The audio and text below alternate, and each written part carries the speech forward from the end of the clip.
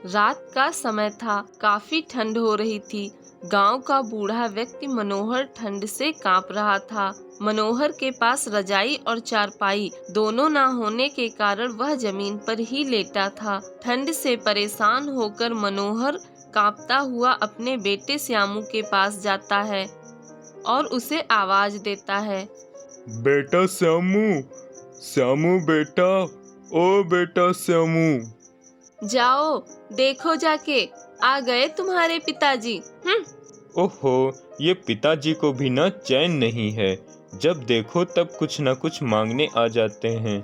मांगने तो ऐसे आ जाते हैं जैसे कि बहुत सारा धन दौलत जमीन जायदाद दे रखी हो हमें। अरे दिया ही क्या है हमें गरीबी के अलावा। वो तो मैं अपने मायके से इतना लेकर आई थी, तभी तुम कुछ कर पा रहे हो, वरना तुम अपने पिता की तरह ही भीख मांगने वाली हालत में ही रहते। अब जाओ भी, देखो जाके क्या कह रहे हैं तुम्हारे पिताजी। अरे क्या देखने जाऊं, उनको हमें परेशान करने के अलावा और कोई काम भी है? छोड़ो, खुद ही लौट जाएंगे। इतनी ठंड में रात में कौन दरवाजा खोले जाके। मनोहर काफी देर तक आवाज देता है पर कोई दरवाजा नहीं खोलता। निराश होकर मनोहर ठंड से कांपता हुआ वहां से वापस झोपड़ी की ओर जाता है। तभी रास्ते में वह अचानक एक रजाई पड़ी हुई देखता है। अरे ये रजाई यहाँ कैसे पड़ी है? बिल्कुल नई लग रही है। लगता है कोई रजाई बेचने वाले व्यक्ति की रजाई गिर गई होगी। मनोहर उस रजाई को उठाकर वहां से झोपड़ी की ओर जाता है। रास्ते में फिर वह देखता है कि एक बूढ़ा व्यक्ति खुले आसमान के नीचे ठंड में ठिठुर रहा है। मनोहर को उस बूढ़े व्यक्ति पर दया आ जाती है। अरे लगता है ये भी कोई मेरी ही तरह बेघर और बेसहारा है, जिसे उसके घर वालों ने घर से निकाल दिया। बेचारा ठंड में ठिठुर रहा है। मनोहर जाकर उस बूढ़े व्यक्ति को अपनी रजाई दे देता है। तभी अचानक वह बूढ़ा व्यक्ति साधु के वेश में आ जाता है। यह देख मनोहर आश्चर्यचकित रह जाता है। मनोहर, मैं एक तपस्वी सिद्ध पुरुष हूँ। मैं तुम्हारी परीक्षा ले रहा था। तुम मेरी परीक्षा में सफल हुए। तुमने बिना सोचे समझे अपनी रजाई मुझे दे दी। तुम बहुत अच्छे और दयावान व्यक्ति हो। तुम्हारी दयालुता देखकर मैं तुमसे बहुत प्रसन्न हुआ। ये लो, अब ये एक जादुई रजाई है। तुम इस रजाई से जो भी मांगोगे, यह रजाई वह सब तुम्हें दे देगी। किंतु याद रखना, लालच मत करना। तुम्हें इससे लोगों की मदद करना है। तुम जो भी मांगोगे, तुम्हें उसका कुछ हिस्सा गरीब बेसहारा लोगों में बांटना होगा। ठीक है महाराज, मैं ऐसा ही करूँगा। आपका बहुत बहुत धन्यवाद। आपने मुझ पर इतनी कृपा की। इतना कहकर साधु गायब हो जाता है और मनोहर उस जादुई रजाई को लेकर घर आ जाता है। हे जादुई रजाई, मुझे एक चारपाई दो। मनोहर के पास एक चारपाई आ जाती है। तभी मनोहर बहुत भूखा होता है। हे जादुई रजाई, मुझे बहुत भूख लगी है, मुझे खाना दे दो। मनोहर के इतना कहते ही उसके पास खाना आ जाता है। मनोहर खाना खाता है और जादुई रजाई ओढ़कर चारपाई पर लेट जाता है। इस जादुई रजाई में तो बिल्कुल ठंड नहीं लग रही। आज इस रजाई की वजह से मुझे कई दिनों बाद भरपेट खाना मिला। जादुई रजाई, तुम्हारा बहुत बहुत धन्यवाद। अगले दिन मोहन गांव के सभी गरीब बेसहारों को रजाई और राशन बांटता है। गांव के सभी लोग मनोहर के इस काम से बहुत खुश होते हैं। अब मनोहर जादुई रजाई की मदद से लोगों की खूब मदद करता। यह बात श्यामू की पत्नी को पता चलती है। कुछ पता है आपको? आपके पिताजी पूरे गांव में सभी को रजाई, राशन और जरूरत की वस्तुएं बांट रहे हैं और तुम्हें देने के लिए कुछ नहीं है उनके पास। पर पिताजी इतने अमीर कैसे हो गए? उनके पास इतना सब कुछ आया कहाँ से? जादुई रजाई से। मैंने लोगों से सुना है उनके पास एक जादुई रजाई है और वे उससे जो कुछ मांगते हैं, जादुई रजाई उन्हें सब कुछ दे देती है। हम पिताजी के पास चलकर माफी मांग लेते हैं। हाँ हाँ, जल्दी चलो। दोनों मनोहर के पास जाते हैं। पिताजी, हमें माफ कर दो पिताजी, और हमारे साथ घर चलो। कौन पिताजी, कौन बेटा? माफ करना, ना मैं किसी का पिता हूँ और ना ही मेरा कोई बेटा है। तुम यहाँ मुझे साथ ले जाने नहीं आए हो, तुम मेरी जादुई रजाई लेने आए हो। भूल गए जब तुमने अपने बूढ़े लाचार पिता को घर से बेघर कर दिया था? एक बूढ़ा पिता जो रात की ठंड में ठिठुरता हुआ तुम्हारे पास मदद मांगने आया था और तुमने दरवाजा भी नहीं खोला। अब जाओ, मेरे पास तुम्हारे लिए कुछ भी नहीं है। मनोहर की बात सुनकर श्यामू और उसकी पत्नी बहुत शर्मसार हो जाते हैं। एक गांव में आलसी मोहन रहता था। मोहन दिन भर आराम करता। उसकी पत्नी माला रोज उससे काम पे जाने को कहती, पर मोहन कोई ना कोई बहाना करके टाल देता। एक दिन घर में खाने को कुछ नहीं होता है। अरे, आप आराम ही करते रहोगे क्या? घर में खाने को राशन का एक दाना भी नहीं बचा है। जाओ कुछ काम धाम ढूंढो जाके, नहीं तो भूखे ही रहना पड़ेगा अब। अरे माला, क्यों सुबह सुबह इतना चिल्ला रही हो? ठीक है, जाता हूँ। मोहन काम की तलाश में निकल जाता है। गांव में कुछ लोगों से काम को पूछता है, पर कहीं काम नहीं मिलता। मोहन वापस आते हुए काफी थक जाता है। तभी पास में एक पेड़ की छांव में थोड़ा आराम करने बैठ जाता है। इतनी देर काम ढूंढने के बाद भी कहीं कोई काम नहीं मिला और चलते चलते कितना थक गया हूँ। तभी मोहन की नजर एक कौवे पर पड़ती है। मोहन सोचता है, मुझसे अच्छी जिंदगी तो इन कौवों की है।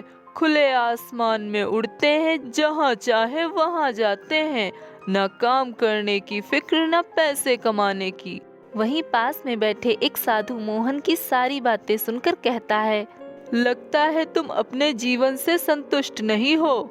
हाँ साधु महाराज, सही कहा आपने। मैं अपने जीवन से बिल्कुल संतुष्ट नहीं हूँ। मुझसे अच्छी जिंदगी तो उस पेड़ पर बैठे कौवों की है। न कमाने की फिक्र, न घर बार, न दुनियादारी। काश ऐसी ही जिंदगी मेरी होती, पर हमें तो इतनी सारी जिम्मेदारियां उठानी पड़ती हैं। ओहो, पूछो मत। देखो वत्स, तुम जो सोच रहे हो वह सही नहीं है। ईश्वर ने जिसे जिस रूप में बनाया है वही उसके लिए अच्छा है। पृथ्वी पर हर प्राणी के जीवन में हर तरह की परिस्थितियां आती हैं और सभी को उनका सामना करना पड़ता है, और यही जीवन है।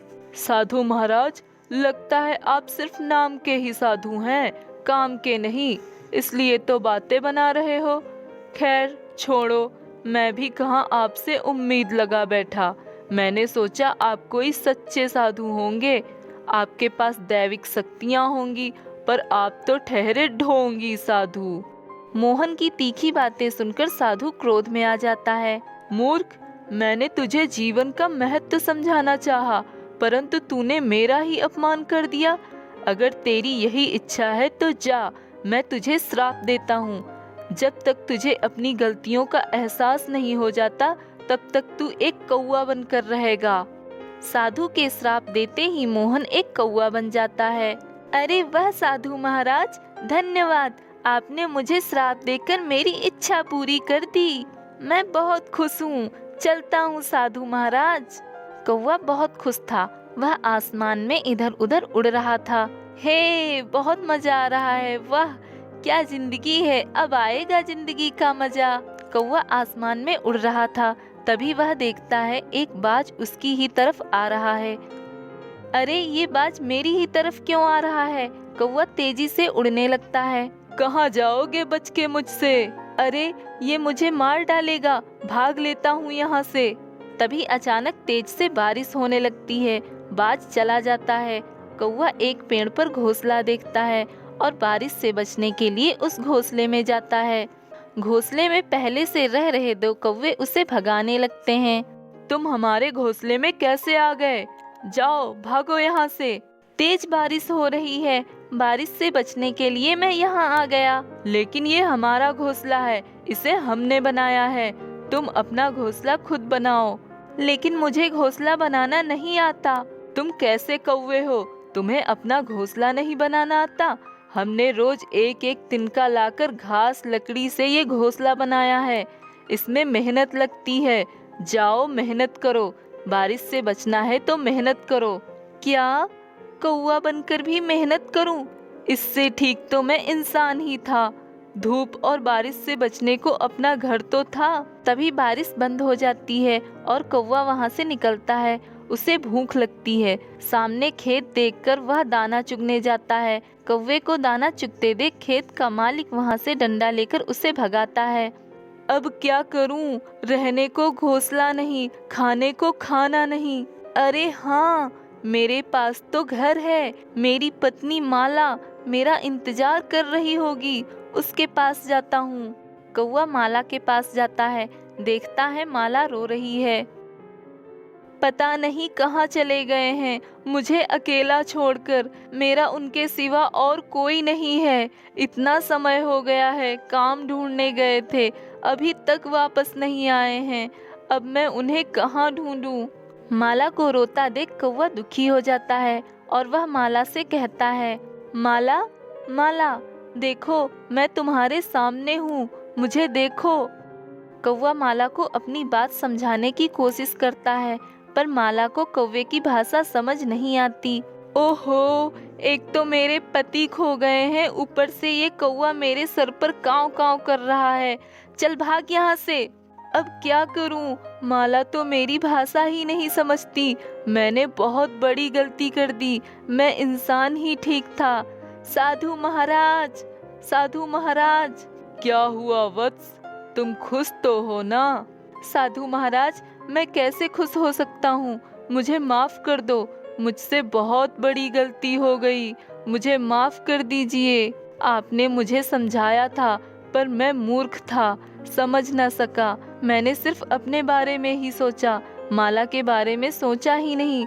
उसका तो मेरे अलावा कोई नहीं है। कृपया मुझे वापस इंसान बना दो। मुझे अपनी गलती का एहसास हो गया है। ठीक है, अपने घर जाओ और माला को परेशान करो। जब वो तुम्हें डंडा मारेगी तब तुम वापस इंसान बन जाओगे। कौवा अपने घर जाता है। वह माला को परेशान करता है। कौवा काँव काँव करता ही रहता है। माला उससे परेशान होकर उसे भगाती है, पर वह नहीं भागता। फिर माला उसे डंडे से मारती है। माला के डंडे मारते ही वह इंसान बन जाता है। माला यह देखकर आश्चर्यचकित रह जाती है। अरे आप? हाँ माला, मैं। मोहन माला को सारी बात बताता है और माला से माफी मांगता है। माला, मुझे माफ कर दो। अब मैं समझ गया हूँ, ईश्वर ने जिसे जैसा बनाया है उसके लिए वही अच्छा है। अब मैं तुमसे वादा करता हूँ, मैं तुम्हें अब कभी दुख नहीं दूंगा। अब से मैं खूब मेहनत करूंगा।